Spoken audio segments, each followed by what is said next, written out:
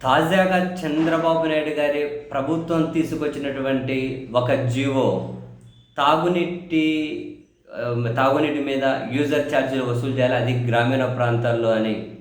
సంవత్సరానికి గ్రామీణ ప్రాంతాల ప్రజల మీద దగ్గర దగ్గర 1036 కోట్ల రూపాయలు భారం పడబోతూ ఉందట. రక్షిత తాగునీటి పథకాల ద్వారా గ్రామీణ ప్రజలకు అందించే మంచినీటిపైన యూజర్ ఛార్జీలు వసూలు చేయాలని చంద్రబాబు సర్కార్ నిర్ణయించింది.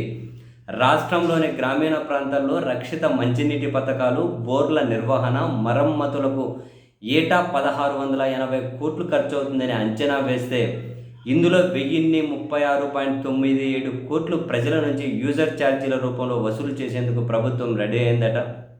ఇప్పటిదాకా గ్రామీణ ప్రాంతాల్లో రక్షిత మంచినీటి పథకాల నిర్వహణ వ్యయాన్ని ఆయా గ్రామ పంచాయతీలు, జిల్లా పరిషత్తులకు కేంద్రం ఇచ్చే ఆర్థిక సంఘం నిధుల నుంచి లేదంటే రాష్ట్ర ప్రభుత్వమే భరిస్తూ ఉండేదట.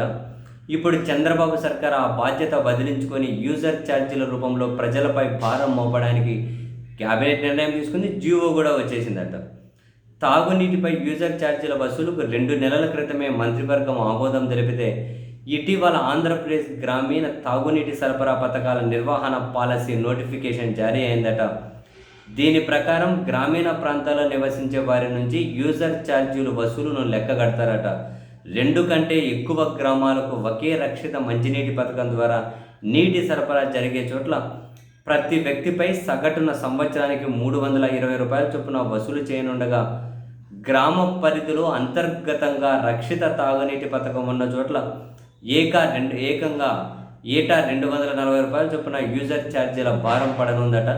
దీనికి సంబంధించి ఇప్పటికే జీవో రూపంలో ఆదేశాలు వెలువడ్డ నేపథ్యంలో ఇక ఏ క్షణమైన యూజర్ ఛార్జీలు వసూలు చేసే అవకాశం ఉందని అధికార వర్గాలు పేర్కొంటున్నాయట. గ్రామీణ ప్రాంతంలోని మొత్తం 3.81 కోట్ల జనాభాలో 60% మందికి చిన్న తరహా రక్షిత మంచినీటి పథకాలు, బోర్ల ద్వారానే తాగునీటి సరఫరా జరుగుతున్నట్లు పంచాయతీరాజ్, గ్రామీణాభివృద్ధి శాఖ పరిధిలోని గ్రామీణ నీటి సరఫరా, పారిశుద్ధ్య గణాంకాలు వెల్లడిస్తున్నాయట. గ్రామీణ ప్రాంతాల్లో 549 సమగ్ర రక్షిత మంచినీటి పథకాలకు నిర్వహణ కోసం ఏటా 518 కోట్లు వ్యయం అవుతుందట. 29,469 చిన్న తరహా రక్షిత మంచినీటి పథకాల నిర్వహణకు 1031 కోట్లు, సత్యసాయి ట్రస్ట్ ఆధ్వర్యంలో నడిచే పథకాలకు 130 కోట్లు ఖర్చు అవుతుందని ప్రభుత్వం అంచనాలేసింది. మొత్తంగా 1680 కోట్లలో కేంద్ర ప్రభుత్వం గ్రామ పంచాయతీలు, జిల్లా పరిషత్తులకు ఇచ్చే 15వ ఆర్థిక సంఘం నిధుల నుంచి 503 కోట్లు వ్యయం చేస్తారట. మిగిలిన 1176 కోట్లలో 1036 కోట్లు ఆయా గ్రామాల్లో నివసించే ప్రజల నుంచి యూజర్ ఛార్జీల రూపంలో వసూలు చేయనుండగా, కేవలం 139 కోట్లు మాత్రమే రాష్ట్ర ప్రభుత్వం భరిస్తుందని పాలసీ ప్రణాళికల్లోనే పేర్కొన్నారట.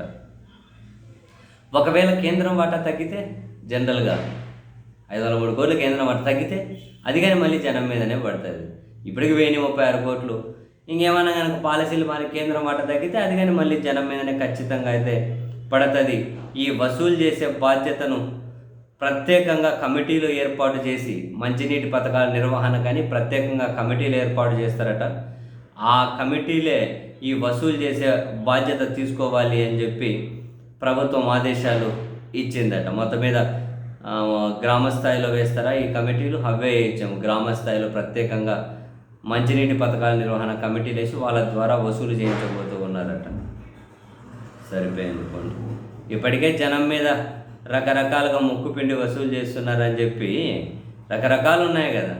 విద్యుత్ ఛార్జీలు దుమ్ము దులిపేశారు, ఆస్తి పన్ను దుమ్ము దులుపుతూ ఉన్నారు, రిజిస్ట్రేషన్ ఛార్జీలు అన్నీ పెంచారు. ఇప్పుడు మళ్ళీ రక్షిత మంచినీటి పథకం దీని మీద కూడా మళ్ళీ జనం మీదనేనా యూజర్ ఛార్జీలు? తోమని మరి ఏం చేస్తారు?